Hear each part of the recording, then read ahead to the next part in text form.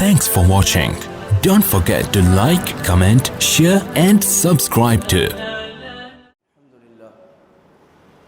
الحمد لله نحمده ونستعينه ونستغفره ونؤمن به ونتوكل عليه ونعوذ بالله من شرور أنفسنا ومن سيئات أعمالنا من يهده الله فلا مضل له ومن يضلل فلا هادي له ونشهد أن لا إله إلا الله وحده لا شريك له ونشهد أن سيدنا ومولانا محمدا عبده ورسوله أما بعد فأعوذ بالله من الشيطان الرجيم بسم الله الرحمن الرحيم.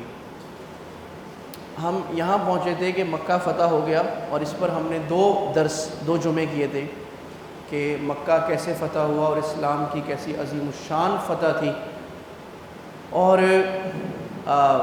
کس طرح وہ مشرکین جو مکہ میں مسلمانوں کو ظلم کی چکی میں پیس رہے تھے، مذاق اڑاتے تھے، کمزور سمجھتے تھے، بیکار سمجھتے تھے، مار پیٹ کرتے تھے، ظلم کرتے تھے، پھر وہ مسلمان جب مدینہ چلے گئے وہاں پر ان کو مارا. پورے عرب کے فوجوں کو گھیر کے لائے مسلمانوں سے لڑنے کے لیے.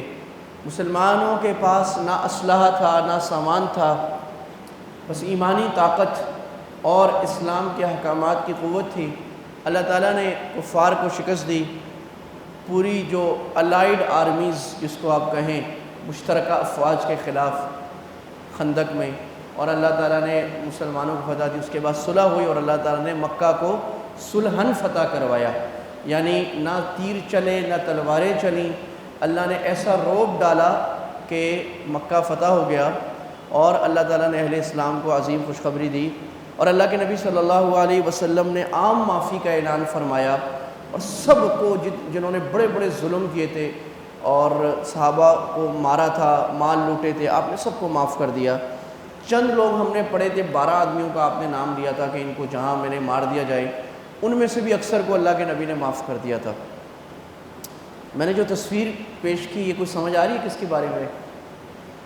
یعنی میں نے تو سیرت ہی بیان کی ہے، لیکن یہی واقعات بالتعین آج کہاں پر لگے ہیں کہ وہ لوگ جنہیں مظلوم سمجھا گیا تھا، اجڑ کہا گیا تھا، جاہل کہا گیا تھا، ان پڑھ کہا گیا تھا، چرواہے کہا گیا تھا، اور یہ کہا گیا تھا کہ ایسے پٹھان ہے، کچھ آتا جاتا نہیں، اور تھا بھی ان کے پاس کوئی علم نہیں تھا، اور ان کو 20 سال تک پوری دنیا کی فوجیں اور ٹیکنالوجی نے مارا اور افغانستان کے صحراؤں میں جہاں کچھ تھا بھی بمباریاں کیں، لاکھوں لوگ، ملینز لوگ شہید کیے، اور آج 20 سال بعد اللہ نے ان کو ایسی عظیم الشان فتح دی.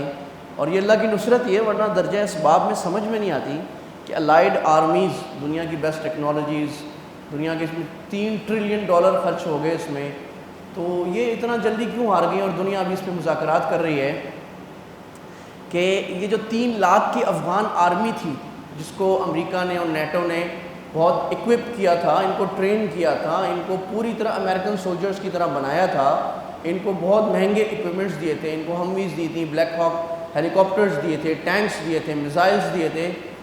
یہ ساری جھاگ کی طرح کیسے بیٹھ گئی 70,000 آدمیوں کے آگے؟ جس طرح بدر میں ہوا تھا کہ وہاں صحابہ کے پاس کچھ بھی نہیں تھا، اور وہ جو سامنے فوج تھی وہ دنیا کے اس وقت کے جدید اسلحے سے لیس تھی. تو یہ سارے تھے، یہ بیٹھ کیسے گئے؟ تو دنیا کو سمجھ نہیں آ رہی، پھر کہہ رہے ہیں جی ان میں کرپشن تھی، ان میں تھا. اصل بات یہ ہے کہ ان میں ایمان کی طاقت تھی اور ان میں ایمان کی طاقت نہیں تھی. یہ دنیا کے لیے لڑ رہے تھے، یہ اپنے مال کے لیے لڑ رہے تھے، ان کے پاس کوئی جوائنٹ موٹو نہیں تھا، کوئی مقصد نہیں تھا. فوج تو جذبے سے لڑتی ہے، ان کے پاس کیا جذبہ تھا؟ ان کے لیڈر کرپٹ تھے، مال کھا رہے تھے، انڈیا کے ساتھ بکھے ہوئے تھے. تو جب فوج یہ دیکھتی ہے تو فوج کے اندر جذبہ نہیں رہ جاتا. افغان آرمی سب نے ہتھیار ڈالے ہیں. تو افغانستان کے مجاہدوں کو جو فتح ہوئی ہے وہ زیادہ لڑائیاں ہوئی نہیں ہیں جیسے فتح مکہ میں ہوا تھا. تو خالد بن ولید آئے تھے، تھوڑی سی لڑائی ہوئی تھی، بس تھوڑی بڑی لڑائیاں تو ہی ہوئی ہیں، باقی لڑائی ہوئی نہیں ہے. اللہ نے عظیم الشان فتح دی ہے. اور جیسے اللہ کے نبی نے فتح مکہ میں عام معافی کا اعلان فرمایا تھا تو دنیا ساری ہوئے ہوئے ہوئے ہوئے کر رہی تھی، ماریں گے، عورتوں کو کوڑے ماریں گے، مار دیں گے، قتل کر دیں گے، سر قلم کر دیں گے. انہوں نے ایک کو بھی نہیں مارا. کہا جنہوں نے جتنا ظلم کیا، ہمارے خلاف جاسوسیاں کی، ہمارے خلاف ہمارے مجاہدوں کو مروایا، جاسوسیاں کر کے ہمارے اندر رہ کر امریکہ کے پٹھو بنے رہے، اپنے قوم ملک سے غیر غداری کی، ان سب کو معاف کر دیا. تو یہ اللہ تعالیٰ تاریخ کو دہرواتے ہیں، اور اسی لیے ہم اللہ کے نبی کی سیرت کو پڑھ رہے ہیں نا، کہ اللہ کے نبی کی سیرت جو ہے وہ واقعات دنیا میں دوبارہ اس کی جھلک آتی رہے گی، بشرط یہ کہ انتم الاعلون ان کنتم مؤمنین، تم غالب ہو جاؤ گے، شرط ایک ہے پکے مومن بن جاؤ۔ ہم پکے مومن بن نہیں سکے، وہ پکے مومن بن گئے، تو اللہ نے دنیا کی بڑی بڑی طاقتوں کو ان کے آگے برباد کر دیا، اور ہم اتنی طاقتیں ہوتے ہوئے، دوسرے اسلامی ممالک کوئی بھی طاقتیں ہوتے ہوئے، نیوکلیر پاورز ہوتے ہوئے، آرمی ہوتے ہوئے، ہمیں کفار ایک دھمکی دیتے ہیں، ہم بلی کی طرح بیٹھ جاتے ہیں، وہ کہتے ہیں ڈو مور، ہم کہتے ہیں ڈو مور، وہ کہتے ہیں کہ ہمارے ساتھ رہو، ہم کہتے ہیں ٹھیک ہے، ہم اپنے لوگوں کو ان کے حوالے کر دیتے ہیں پیسے لے کر۔ جو داستان غداری کی لکھی گئی پاکستان کے حکمرانوں نے، اللہ تعالیٰ ان کو ان کے گناہ معاف کرے اور اللہ ان کو اس کے کیفر کردار تک پہنچائے، جنہوں نے افغانوں کو، ڈپلومیٹک جو لوگ تھے، ایمبیسڈرز پوری دنیا کے، ان کو اٹھا کر امریکی فوجوں کے حوالے کیا ایک دھمکی کے اوپر۔ تو یہ جو بہادری ہے، قوت ہے، ایمان سے آتی ہے۔ اور حضرت ربعی بن حارث جب حضرت عمر رضی اللہ عنہ کے زمانے میں قیصر کے دربار میں گئے تھے، تو کسریٰ کے دربار میں، تو وہ ہنسنے لگ گئے تھے۔ فارس دنیا کی بڑی طاقت، دوسری بڑی سپر پاور تھی، جیسے آج رشیا ہے، تو انہوں نے کہا یہ چھوٹے چھوٹے تیر، اور ان کی تلوار پر نا، تلوار کو انہوں نے پٹی سے باندھا ہوا تھا، وہ ٹوٹی ہوئی تھی، تو انہوں نے ہنسنے لگ گئے سارے، کہا ان چھوٹے چھوٹے تیروں سے، عربوں کے تیر چھوٹے ہوتے تھے، ان چھوٹے تیروں سے لکڑی کے اور ان ٹوٹی ہوئی تلواروں سے تم ہمیں مارو گے۔ وہ سارے بہت مذاق اڑایا، کیونکہ ان کے پاس تو ہاتھی اور بڑے بڑے نیزے اور منجنیقیں اور بڑی بڑی طاقت تھی، بہت کمال کا اسلحہ تھا اس زمانے کا۔ یہی کمپیریزن ہے جو ہمارے عادت۔ تو حضرت ربیعی نے کہا تھا اس کی مار تم کل میدان میں دیکھو گے، اور میدان میں دیکھا کہ اللہ کے نبی نے جو پیشن گوئی فرمائی تھی کہ لا کسریٰ ختم ہو جائے گا، اور جس طرح اس نے میرے خط کو پھاڑا، اللہ اس کی سلطنت کو پھاڑ دیا اللہ نے۔ انہی درویش منش جن صحابہ کے پاس ایک دن کھانے کے نہیں ہوتا تھا، 3 ٹائم کھانے کو نہیں ہوتا تھا، اسی جنگ میں، اور ادھر عیش پرستی میں لگے ہوئے اربوں کروڑوں خرچ کرنے والے بادشاہ، جن کے سونے کے محلات، اللہ نے ان کو شکست دے دی۔ تو مولانا ابو الحسن ندوی صاحب رحمہ اللہ علیہ میاں نے لکھا ہے اصحاب کہف کے واقعے کے نیچے کہ اصحاب کہف 8 تھے، اور ادھر دقیانوس تھا اور بادشاہ تھا، یہ 8 یا 7 یا 6 جتنے بھی اصحاب کہف تھے، ان کو فتح ہو گئی اور بادشاہ ہار گیا، اور 300 سال بعد جب یہ اٹھے تو پورا ملک مسلمان ہو گیا تھا۔ تو فرمایا کہ جب بھی ایمان کا اور ٹیکنالوجی کا، یا آپ کہہ لیجئے وسائل کا مارکا ہوگا، اگر ایمان مضبوط ہے تو ایمان ثابت قدم رہے گا، اور اگر ایمان ہارتا ہے تو اس کا مطلب ایمان والے کمزور ہیں۔ مسلمانوں کی شکست وسائل میں کمی کی وجہ سے نہیں ہوتی، مسلمانوں کو ہمیشہ وسائل میں کمی کا سامنا رہا ہے، لیکن ہماری شکست جو ہوتی ہے وہ ایمان کی وجہ سے ہوتی ہے، ہماری فتح ایمان کی وجہ سے ہوتی ہے، اور شکست ایمان میں کمی کی وجہ سے ہوتی ہے۔ جب احد میں ایک عارضی شکست آئی تھی احد میں، اور وہ ایمانی کمزوری کی شکست تھی، احد میں جو عارضی شکست تھی کہ بعض صحابہ نے اللہ کے نبی کے حکم کو نہ مانا یا غلط سمجھا، اپنی جگہ چھوڑ دی، تو ایک پہاڑ پہ مشرکین، ایک پہ مسلمانوں کے 70 شہید ہو گئے۔ تو مشرکین نے، ابو جہل نے نعرہ لگایا افیکم محمد ہے، کہا نہیں ہے، کہا افیکم ابو بکر ہے، کہا نہیں ہے، کہا افیکم عمر، کہا عمر ہے، کہا نہیں ہے۔ تو انہوں نے کہا اللہ اعلو حبل، حبل زندہ باد، حبل ان کا بت تھا، حبل زندہ باد، حبل زندہ باد، لنا عزا ولا عزا لکم، عزا کا بت وہ ہمارا ہے، تمہارا نہیں ہے۔ تو اللہ کے نبی نے حضرت عمر کو بولا اب نعرہ لگاؤ، اللہ مولانا ولا مولا لکم، ہمارا مولا اللہ ہے، تمہارے پاس کون ہے ذرا بتاؤ۔ اللہ کے مقابلے میں یہ بت اور یہ پیر اور یہ قبر شبر کام آتی ہیں۔ اور یہ اللہ نے سورہ قتال میں، سورہ محمد میں فرمایا ذالک بان اللہ مولا الذین آمنوا وان الکافرین لا مولا لهم، مومنوں کے پاس مولا ہے، کافر کے پاس مولا کوئی نہیں ہے۔ یہ طاقت ہے کہ ہم جب لڑتے ہیں تو غازی یا شہید ہونے کے لیے لڑتے ہیں، ہم انجام سے بے پرواہ ہو کر کہ غازی ہو گئے پھر بھی کامیاب، شہید ہو گئے پھر بھی کامیاب، اور کافر تو وہ تو لڑتا ہی، وہ تو اپنی جان کے لیے لڑتا ہے۔ ہمارے کچھ ساتھی آئے تھے، وہ افغانستان سے، وہ بتا رہے تھے کہ وہاں جو لڑنے والے ہیں وہ بتا رہے تھے کہ جب لڑائی لگتی ہے اور ہم امریکیوں پہ حملہ کرتے تھے تو وہ کہتے گدھوں کی طرح آوازیں نکالتے تھے اور وہ بھاگتے تھے جب پتہ لگتا تھا نا کہ اب مرنے والے ہیں۔ ایک تو آپ فلموں میں دیکھتے ہیں نا، امریکہ کی فلموں میں دکھایا جاتا ہے کہ امریکہ کے فوجی اتنے بہادر، ایسے مار دیا، دنیا میں ایسے مار دیا۔ ایک حقیقت میں ہوتا ہے، حقیقت میں یہ ہے۔ تو وہ فلموں والی بات ساری جو ہے نا نیچے بیٹھ جاتی ہے، جتنی فلمیں 100-200 اور بنا لیں۔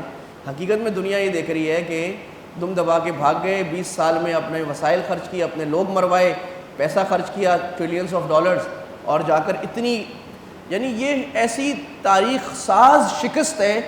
اگر میڈیا ہمارے پاس صحیح ہو اور ہم صحیح بیان کریں تو اس کی ذلت امریکہ کے دامن سے کبھی نہ ہٹ سکے، اتنی بڑی شکست اس کو آئی ہے۔ اور جو اللہ تعالیٰ نے ایمان کی فتح ایمان والوں کو عطا فرمائی ہے، یہ اللہ تعالیٰ کا ایک بہت بڑا کرم اور بڑا فضل ہے۔ اور اس پر اللہ نے فرمایا قل بفضل اللہ وبرحمتہ فبذلک فلیفرحوا، اللہ کے فضل اور اللہ کی رحمت پہ ایمان والوں کو خوش ہونا چاہیے۔ جب ایمان والوں کو دنیا میں کہیں بھی فتح ملے تو ایمان والوں کو دنیا میں ہر جگہ خوش ہونا چاہیے، اور دنیا میں کہیں بھی مسلمانوں کو مار پڑے، ظلم ہو، تو ہمارے دل میں درد ہونا چاہیے۔ بعض لوگ بڑی بیوقوفانہ باتیں کرتے ہیں، ہم تو پاکستان کو دیکھیں گے، افغانیوں نے ایسے کیا، افغانیوں، یہ بڑے بے وقوف لوگ ہیں، ان کو ایمان کی رمق بھی نہیں پڑی۔ ہم پاکستانی بعد میں، ہم امت پہلے ہیں۔ ہمارا پہلا تعلق پوری دنیا سے امت کا ہے کہ ہم سارے ایک ہوں مسلم حرم کی پاسبانی کے لیے، ایک ہوں مسلم حرم کی پاسبانی کے لیے، نیل کے ساحل سے لے کر تابخا کے کاشخر، المؤمنون کجسد واحد، اللہ کے نبی نے فرمایا تھا سارے مسلمان ایک جسم کی طرح ہیں۔ تو ہمارے جسم میں کہیں کسی جسم کے حصے کو راحت ملتی ہے تو پورے جسم کو مزہ، آپ پیر پہ مالش کریں پورے جسم کو مزہ آ رہا ہوتا ہے، پیر کو تکلیف ہو پورے جسم کو تکلیف ہوتی ہے۔ تو امت کے ایک اہل ایمان کو اتنی بڑی فتح اللہ نے دی ہے، کافر ایک نہیں، کفار کی اجتماعی فوجوں کو اللہ نے ذلیل کر کے واپس کیا ہے، اور اب وہ انہی سے منتیں کر رہے ہیں کہ بھائی ہمارے لوگوں کے انخلا میں آپ ہماری مدد کریں، بھائی برائے مہربانی آپ ہمارے فوجیوں کو، ہمارے لوگوں کو نکلنے دیں۔ اور وہ بڑی فراخ دلی سے کہہ رہے ہیں کہ ہم سیکیورٹی دیں گے، ہم فتح دیں گے، ہم آپ کو سیکیورٹی امن دیں گے، ہم آپ کے لوگوں کو یہاں سے نکالنے میں مدد دیں گے۔ وہ آگے پاؤں پہ جھکے ہوئے اب مان رہے ہیں۔ جس طرح صلاح الدین ایوبی کو جب اللہ تعالیٰ نے بیت المقدس میں فتح دی تھی تو صلاح الدین نے جتنے یہودی اور عیسائی تھے ان سب کو معاف کیا تھا، اپنی فوجوں کو بھیجا تھا کہ ان یہودی عیسائیوں کو جو اپنے ملک جانا چاہیں امن کے ساتھ اپنے ملک پہنچاؤ۔ آج 1000 سال بعد وہی تاریخ دہرائی جا رہی ہے کہ جن کو ظالم کہتے تھے، جن کو وحشی کہتے تھے، جن کو جنگجو کہتے تھے، اور اپنے آپ کو سویلائز کہتے تھے، اپنے آپ کو مہذب کہتے تھے، اپنے آپ کو ہیومن رائٹس کا داعی کہتے تھے، اور ان ہیومن رائٹس کے ماننے والوں نے جتنا قتل و خون پوری دنیا میں کیا ہے، جتنا ریپ کیا ہے، جتنا مارا ہے، جتنا لوٹا ہے، اس کی مثال دنیا میں نہیں ملتی۔ فرعون بھی شرما جائے ان کے ظلم کو دیکھ کر، یوں قتل سے بچوں کے وہ بدنام نہ ہوتا، افسوس کہ فرعون کو کالج کی نہ سوجی۔ تو فرعون کا ظلم ان کے مقابلے میں کم ہے، حامان کا ظلم ان کے مقابلے میں کم ہے، جو انہوں نے ظلم کیا 20 سال میں، جتنا برباد کیا، جتنا گولہ بارود برسایا، ہزاروں ٹن بارود برسایا، اور حاصل کیا ہوا؟ اپنی ذلت، اپنی شکست فاش۔ تو وہ کہہ رہے ہیں اور پاکستان کی منت کر رہے ہیں کہ بھائی ادھر پاکستان کو ہر وقت برا بھلا، ادھر پاکستان کی منت کر رہے ہیں کہ بھائی آپ مدد کرو، ہمارے جو فورن ڈیلیگیٹس ہیں ان کو افغانستان سے برائے مہربانی آپ نکال لو، اور دنیا میں شور کر رہے ہیں طالبان مار دیں گے مار دیں گے، انہوں نے ایک آدمی کو بھی نہیں مارا، وہ امن دے رہے ہیں۔ ان کی عورتیں صحافی کابل میں گھوم رہی ہیں، ریکارڈنگ کر رہی ہیں، طالبان کہہ رہے ہیں کرو بھائی، ہمارے باتوں کو چھپانے کو نہیں کرو۔ آپ لوگ اپنے میڈیا کے ریکارڈ، ان کو کچھ دکھانے کو مل نہیں رہا، اب وہ کیا دکھائیں؟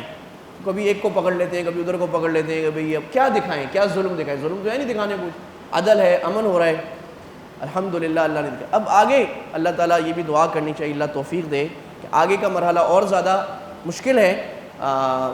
فتح تو ہو گئی لیکن اب ایک کامیاب ملک بنانا، ڈیولپمنٹ کرنا، ایجوکیشن، ہیلتھ، تعلیم، لا، بیوروکریسی، سسٹمز، یہ ان کے لیے ایک چیلنج ہے، اور اس میں دعا ہے کہ اللہ تعالیٰ پورے عالم اسلام کو توفیق دے کہ اپنے ان بھائیوں کی مدد کرے اور ان کو سسٹمز بنانے میں، ان کو فائنانس میں، باقی چیزوں میں مدد کریں۔ اور جیسے ہمارے حضرت مفتی تقی عثمانی صاحب نے بھی ان کو پیغام بھجوایا کہ بھی میں آپ کی جو نظام بنانے میں، اور بھی پاکستان کے لوگوں نے بھی، وزیر اعظم کے بیان بھی ہمارے پاکستان کے بڑے اچھے آ رہے ہیں کہ دنیا کو ان کی مدد کرنی چاہیے اور ہم مدد کریں۔ پاکستان تو کر ہی رہا ہے مدد، 25 سال سے پاکستان ہی مدد کر رہا ہے، اور ہم مدد کرنے کو تیار ہے۔ دنیا کو بھی ان کو ریکگنائز کرنا چاہیے، ان کی مدد کرنی چاہیے جو ہو سکے۔ تاکہ ایک مضبوط اسٹیبلش پرامن افغانستان جو 40 سال سے جنگوں میں لگا ہوا ہے، اور ان جنگوں کا اثر پاکستان پر بھی بہت برا آتا ہے، 30 لاکھ ریفیوجیز ہم لوگ سنبھال لیں، پاکستان پر آتا ہے، وہ اپنے امن سے اپنے ملک میں جائیں اور ان کے ملک کو ترقی ہو.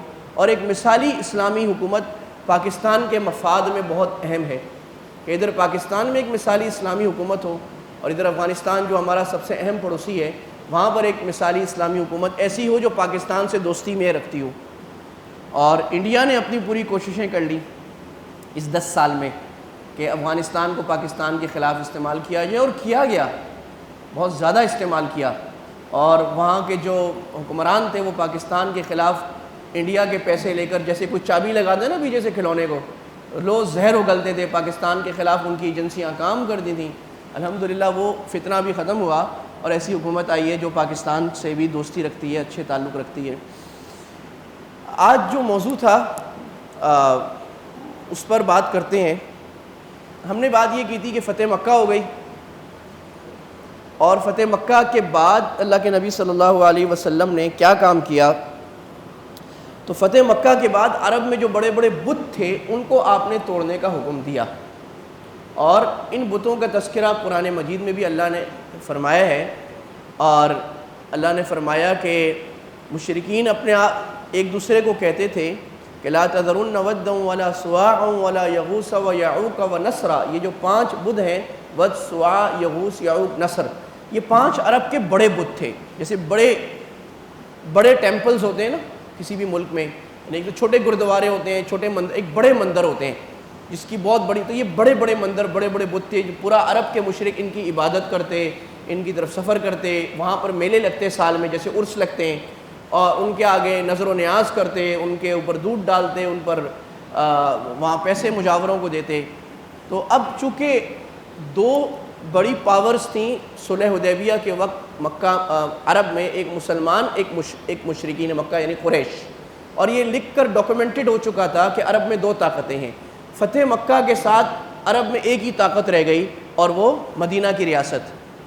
تو مدینہ کی حکومت رہ گئی صرف، باقی ساری طاقتیں زیر ہو گئیں. اب آپ صلی اللہ علیہ وسلم نے حضرت خالد بن ولید کو بھیجا کہ نخلا کے مقام پر عربوں کا سب سے مشہور بت عزا ہے، اس کو توڑ کے آؤ. یہ بڑا دلچسپ واقعہ ہے. حضرت خالد گئے اور انہوں نے عزا کو توڑ دیا، مجاہدین کے صحابہ کے ساتھ گئے، توڑ کے آ گئے. توڑ کے آئے تو کہا یا رسول اللہ میں نے توڑ دیا. آپ نے فرمایا تم نے عزا کو نہیں مارا، دوبارہ جاؤ. بڑے حیران ہو، میں توڑ دیا. حضرت خالد وہاں گئے تو وہاں ایک عورت بڑی ہیبت ناک، خوفناک قسم کی، بال کھولے، بغیر کپڑوں کے برہنہ کھڑی تھی، اور اس نے بڑی خطرناک چیخ ماری، جیسے وہ چڑیل وغیرہ سنتے ہیں نا لوگ. یہ صحیح واقعہ ہے.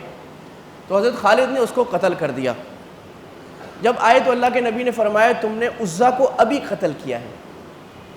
اس پر علماء نے لکھا ہے کہ اصل میں بت کے پیچھے، مزار کے پیچھے، جہاں شرک ہوتا ہے، جہاں ٹیمپل ہوتا ہے، وہاں پر اصل میں شیطان بیٹھے ہوتے ہیں، اور شیطان جو ہے وہ شرک کرا رہے ہوتے ہیں. بہت دفعہ کوئی آدمی اللہ سے کام نہیں ہو رہا، وہ غیر اللہ کے دربار میں جاتا ہے اور غیر اللہ سے اپنی درخواست دیتا ہے، کام ہو جاتا ہے. تو یہ شیطانوں کے پاس یہ طاقت ہے کہ وہ کام، کیونکہ شیطان جن ہے اس کا وہ کام کرا دیتے ہیں.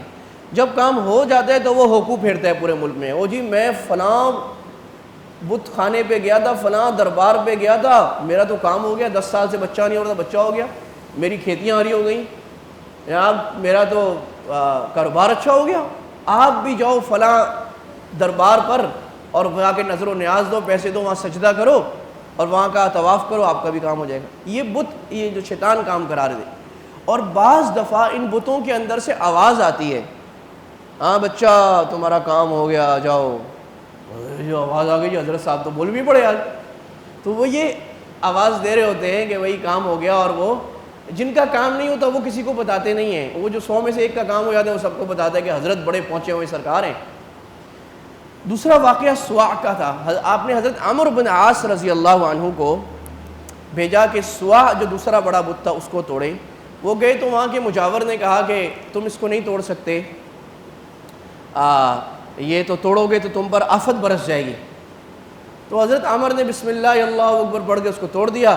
مجاور پہلے تو کانپنے لگ گیا، جب اس نے دیکھا کچھ ہوا نہیں ہے تو اس نے وہ بھی کلمہ پڑھ لیا، لا الہ الا اللہ محمد رسول اللہ. تو یہ مجاور جو ہوتے ہیں یہ جو نا جھوٹی جھوٹی کہانیاں بنا کر کسی بھی دربار کا کسی بھی بت خانے کا بڑی بڑی باتیں کرتے ہیں کہ حضرت صاحب نے یہ کر دیا تھا اور انگلی سے کشتی الٹ دی تھی اور یہ کر دیا تھا، اور اگر 11ویں شریف نہیں دیں گے تو حضرت صاحب آپ کی کشتی الٹ دیں گے، آپ کو تباہ کر دیں گے، آپ کی کھیتیاں برباد ہو جائیں گی، اور 11ویں شریف دیں گے تو آپ کا بڑا کام ہو جائے گا۔ ہم ایک مرتبہ گئے کلر کہار، وہاں پر مور بہت ہوتے ہیں، ایک دربار ہے بڑا، آپ میں سے دیکھا ہوگا زیادہ، تو وہ کہنے لگے ہم نے کہا یہ مور کو پکڑتا کوئی نہیں ہے، موروں کو اگر کوئی پکڑے گا تو یہ جو بڑے دربار والے قبر والے ہیں نا یہ ان کو مار دیں گے۔ ہم نے کہا ہم پکڑ کے دیکھتے ہیں، کہا ہم تمہاری ٹانگیں توڑ دیں گے۔ ہم نے کہا آپ توڑو گے دربار والے؟ تو وہ مجاور کیا کرتے ہیں کہ وہ ایسی الٹی سیدھی باتیں مشہور کرتے ہیں۔ ایک مرتبہ ایک قبر پہ گئے تو اوپر پنکھا چل رہا، یہاں آپ کے قریب مزار ہے، یہاں دے، ہم نے کہا یہ پنکھا کیوں چل رہا ہے؟ کہا یہ جو قبر ہے نا اس سے مکھیاں اڑانے کے لیے۔ بولے جو بزرگ مکھی اپنے اوپر سے نہیں اڑا سکتا وہ تمہاری بگڑیاں بنائے گا۔ تیسرا حدم منات، آپ نے حضرت سعد بن زید الاشہلی کو بھیجا کہ جو تیسرا بڑا بت تھا منات، وہ اور باقی جو یغوث یعوق تھے، یہ پانچوں بت عرب سے ختم کر دیے، عرب سے شرک کا خاتمہ ہو گیا۔ یہ بات یاد رکھیے کہ امت کو سب سے زیادہ جس سے فطرہ یا قرآن مجید میں سب سے زیادہ جس مضمون کا تذکرہ ہے وہ توحید اور رد شرک ہے۔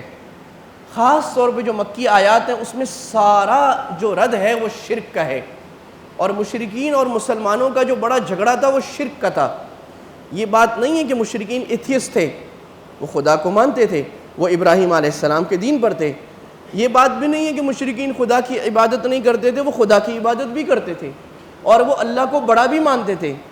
مسئلہ کیا تھا؟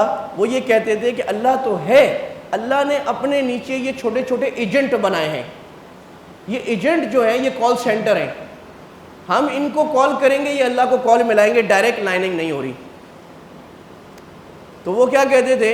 ان کو جب کہا تم عبادت کیوں کرتے ہو ان بتوں کی، تو وہ کہتے تھے ما نعبدہم الا لیقربونا الی اللہ زلفا، ہم تو ان کی عبادت اس لیے کرتے ہیں کہ یہ اللہ تک ہمیں پہنچائیں گے۔ یعنی دو قسم کے مشرک تھے مکہ میں، ایک کہتے تھے کہ ہم ان کی عبادت اس لیے کرتے ہیں کہ یہ ہمیں کھیتیاں دیں گے، اولاد دیں گے۔ دوسرے کہتے تھے نہ نہ نہ، یہ کچھ نہیں دیں گے، ان کا صرف کام کنیکشن لگانا ہے، ہم ان کی عبادت کریں گے، ان کو نظر نیاز دیں گے، یہ اللہ سے کنیکشن بنائیں گے، اللہ ہماری سنتا نہیں، ان کی موڑتا نہیں، یہ پہنچے ہوئے لوگ ہیں، یہ اللہ سے ہمارا تعلق کرا دیں گے۔ یہ میں قرآن پڑھ رہا ہوں بھائی، بائبل نہیں پڑھا۔ لیقربونا الی اللہ زلفا، اللہ نے رد کیا ما من شفیع الا من بعد اذنہ، کون ہے جو اللہ سے سفارش کرے اللہ کی اجازت کے بغیر؟ آپ لوگ آیت الکرسی ہم پڑھتے ہیں، اللہ لا الہ الا هو الحی القیوم، اس میں کیا ہے؟ من ذا الذی یشفع عنده الا باذنہ، کون ہے جو اللہ کے آگے سفارش بھی بغیر اجازت کے کر لے؟ اللہ تو قہار، جبار، قدوس، اللہ تو اپنے اختیار سے سب کچھ کرتا ہے، ایک پتہ بھی اللہ کے بغیر نہیں ہلتا۔ اللہ نے، آپ کہہ رہے ہو بزرگوں پیروں کو اختیار ہے، اللہ اپنے نبی کو کہہ رہے میرے نبی آپ بتا دیں قل لا املک لنفسی ضرا ولا نفعا۔ قرآن پڑھ رہا ہوں بھائی، میں تورات نہیں پڑھ رہا، میں محمد تمہارے اتنے سے نفع اور نقصان کا اختیار نہیں رکھتا، الا ما شاء اللہ، جو اللہ چاہے وہی ہوگا۔ اللہ اپنے نبی کو کہہ رہے میرے نبی آپ بتا دیں۔ اصل میں وہ مطالبے کرتے تھے کہ اگر آپ نبی سچ ہیں، آپ زمین کے خزانے نکالیں، آپ بھی کھیتیاں ہری کریں۔ تو کہا لا اعلم الغیب قل لا اقول لکم عندی خزائن اللہ، میں تو نہیں کہتا میرے پاس زمین کے خزانے، میں غیب نہیں جانتا۔ اللہ اپنے نبی کو کہتے انک لا تہدی من احببت، آپ حضرت ابو طالب فوت ہو گئے بغیر کلمہ پڑھے، اللہ کے نبی کے دل کو بڑا غم، اللہ نے کہا میرے نبی آپ جسے چاہیں ہدایت نہیں دے سکتے، ولیکن اللہ یہدی من یشاء، جب ہمارے حبیب کائنات میں جن سے بڑا کوئی نہیں، ان کے پاس یہ اختیارات نہیں، یہ اختیارات اللہ کا پریویلیج ہے، یہ اللہ نے اپنے پاس رکھے ہیں۔ اور اللہ کہہ رہے جو شرک کرتا ہے، تکبر کرتا ہے، میری چادر کو کھینچتا ہے، اس کو اور کیا ملیں گے؟ اور شرک میرے عزیز دوستوں وہ چیز ہے، اللہ دنیا کے سارے گناہ معاف کرتے ہیں، شرک معاف نہیں کرتے۔ دو جگہ قرآن میں آیت ہے ان اللہ لا یغفر ان یشرک بہ ویغفر ما دون ذلک لمن یشاء، اللہ شرک کے علاوہ سارے گناہ معاف کرے گا۔ ومن اضل ممن یدعو من دون اللہ من لا یستجیب له الی یوم القیامہ، اللہ کہہ رہے اس سے بڑا گمراہ دنیا میں کون ہے جو اللہ کے علاوہ کسی اور کو پکارتا ہے جو قیامت تک اس کی پکار کا جواب نہیں دے سکتا، بلکہ جواب کیا دے گا؟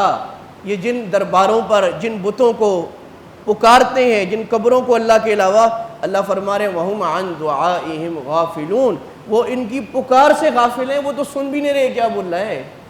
وَإِذَا حُشِرَ النَّاسُ كَانُوا لَهُمْ أَعْدَاءَ، جب قیامت آئے گی تو اللہ تعالیٰ رسول اللہ کو، حضرت عیسیٰ کو، قرآن میں عیسیٰ کو، شیخ عبد القادر جیلانی کو، علی حجویری کو، عبداللہ شاہ غازی کو بلائیں گے۔ اللہ کہیں گے تم نے ان کو کہا تھا کہ میری عبادت کرو، میرے آگے پکارو، تو وہ اللہ فرما رہے کانوا لہم اعداء، وہ ان کے دشمن ہو جائیں گے، وہ پیر بزرگ، کیونکہ وہ تو نیک لوگ تھے۔ وہ کہیں گے اللہ ہم نے تو نہیں کہا تھا، انہوں نے خود اپنی طرف سے گھڑ لیا کہ اللہ کے علاوہ غیروں کو پکارنے سے کام ہوتا ہے۔ تو آج عالم اسلام میں یا ہمارے ملک میں جتنا شرک ہو رہا ہے، یہ ہماری ذلت کی ایک بڑی وجہ ہے۔ اللہ کے علاوہ غیروں کو پکارنا، ان کے عرس کرنا، ان کے تماشے لگانا، ان کے آگے طواف کرنا، ان سے مرادیں مانگنا، وہ نظر نیازیں دینا، یہ کیوں ہو رہا ہے؟ اصل میں یہ بہت بڑی انڈسٹری ہے۔ یہ جو مزاروں پہ جو دیگیں چڑھتی ہیں اور پیسے ڈالے جاتے ہیں نا لاکھوں روزانہ کے، یہ کسی کی جیب میں جا رہے ہوتے ہیں، اور وہ جو مجاور وغیرہ بیٹھے ہوتے ہیں، ان کی پارٹنرشپ ہے پوری، ایک جوائنٹ سٹاک کمپنی ہے بڑی زبردست قسم کی، اور یہ ایسا کاروبار ہے ماشاءاللہ کہ جب سارے کاروبار مندے ہوتے ہیں یہ کاروبار اور چڑھتا ہے۔ جب کاروبار مندے ہوتے ہیں نا لوگ اور زیادہ جاتے ہیں اور پیسے دیتے ہیں۔ تو پاکستان میں ایسے بہت سارے واقعات ہیں، گدھا مر گیا، گدھے کو مار کر ڈال دیا کھوتے شاہ، ایک قبر ہے پنجاب میں کھوتے شاہ، یہ کھوتا تھا، یہ بڑی کرامتوں والا گدھا تھا، اس گدھے سے آپ عبادت کریں گے آپ کی کام پورے کرے گا۔ اور کتنی جگہ ایسی قبر پکڑی گئی جہاں قبر میں کوئی ہے ہی نہیں، ایک بار ڈال دیا، لال جھنڈا لگا دیا، بڑے پہنچے ہوئے پیر صاحب ہیں جناب، لوگ جا رہے ہیں، عورتیں جا رہی ہیں، نظر نیازیں ہو رہی ہیں، اور جا کے جناب وہ ہے کچھ نہیں۔ ابھی ایک پیر صاحب پولیس نے پکڑے، وہ پیر صاحب قبر میں بیٹھ کے آوازیں لگا دیتے، ہاں بچہ تمہارا کام ہو جائے گا، وہ کھودا اندر پیر اندر زندہ بیٹھا تھا، آدمی کام کر رہا تھا۔ تو یہ جہالت، شرک، عقیدے کی خرابی، یہ قرآن کا جو بڑا حصہ ہے، قرآن کا بڑا حصہ میرے عزیز دوستوں وہ شرک کے رد میں ہے۔ ہم تو قرآن پڑھتے کوئی نہیں ہے نا، اللہ کرے اللہ ہمیں توفیق دے ہم قرآن کو ترجمے سے پڑھیں۔ وہ تو ڈاکٹر صاحب نے نسخہ دیا تو اس کو چوم چاٹ کے اوپر رکھ دیا، علاج کہاں سے ہوگا؟ یہ قرآن علماء کے لیے نہیں آیا میرے دوستوں بزرگوں، یہ ہم سب کے لیے آئے۔ علماء پہ اس لیے آئے کہ علماء ہمیں سمجھائیں اور ہم سمجھنے سیکھنے والے بن جائیں۔ تو آج سب نیت کر لیں ہم قرآن کا ترجمہ پڑھیں گے انشاءاللہ، اور کسی عالم سے پڑھنے کی کوشش کریں۔ دیکھیں ہمارے طلب میں کمی ہے، مجھے کتنے کورسز کا پتہ ہے، ترجمے کے کورس شروع ہوتے ہیں، شروع میں 20 30 40 لوگ ہوتے ہیں، آخر میں 4 رہ جاتے ہیں، طلب ہی نہیں ہے، 4 گھنٹے موبائل پہ گزر رہے ہیں، فلموں میں گزر رہے ہیں، قرآن کی فکر ہی کوئی نہیں ہے۔ تو انبیاء قیامت میں جا کر شکوہ کریں گے اللہ ہماری اس قوم نے قرآن کو پیچھے ڈال دیا تھا، ساری ذلتیں، ساری بربادیاں، گمراہیاں اور بے برکتیاں، مال کی تنگیاں، زندگی میں بے برکتیاں قرآن کو چھوڑنے سے میرے عزیز دوستو۔ آج آپ عہد کریں، آپ مسجد کے اپنے امام صاحب سے کہیں، کوئی بڑا عالم ڈھونڈنے کی ضرورت نہیں ہے، اپنے علاقے میں کسی اچھے عالم کو دیکھ لیں مسجد، انہیں کہیں جی ہفتے میں 2 دن 3 دن ہم آپ کے پاس آئیں گے، آپ ہمیں قرآن کا ترجمہ سکھائیں، ہم قرآن کا ترجمہ پڑھیں گے، اللہ کہتا کیا ہے ہم سے۔ تو یہ ہم نے آج یہ قصہ پڑھا کہ اللہ کے نبی صلی اللہ علیہ وسلم نے فتح مکہ کے بعد عرب کے جتنے بڑے بت تھے جو شرک کے گڑھ تھے، آپ نے حضرت خالد بن ولید، حضرت زید، حضرت عمرو بن العاص اور دوسرے صحابہ کو بھیج کر ان کو ختم کروایا، اور اس طرح عرب سے شرک کا خاتمہ ہو گیا۔ دعا فرمائے اللہ تعالی ہمیں ایک اپنے آگے ہاتھ اٹھانے والا بنائے، اللہ ہر چیز میں اپنی طرف رجوع کرنے والا بنائے، اللہ اپنے در کا مانگت بنائے اور سارے دروں سے اللہ ہمیں دور کرے، اللہ اپنے آگے ذلیل ہونا بچائے اور سب کے آگے عزت والا بنا لے، اور اللہ اس پیشانی کو اپنے آگے جھکنے والا بنائے، ہر جگہ سے، ہر دربار سے اللہ تعالیٰ ہمیں بے نیاز اور مستغنی کر دے۔ اللہ کے نبی کی دعا ہے کہ اللہ تعالیٰ مجھے لوگوں کے پاس جو ہے اس سے مستغنی فرما دے، لوگوں کے پاس میری حاجتیں نہ ہوں، اللہ میری ساری حاجتیں آپ پورے کر لیں کہ ہماری نظر اللہ سے ہٹ کر کسی غیر اللہ پر جانے والی نہ ہو۔ وما علینا الا البلاغ وآخر دعوانا الحمدللہ رب العالمین۔ Thanks for watching. Don't forget to like, comment, share and subscribe to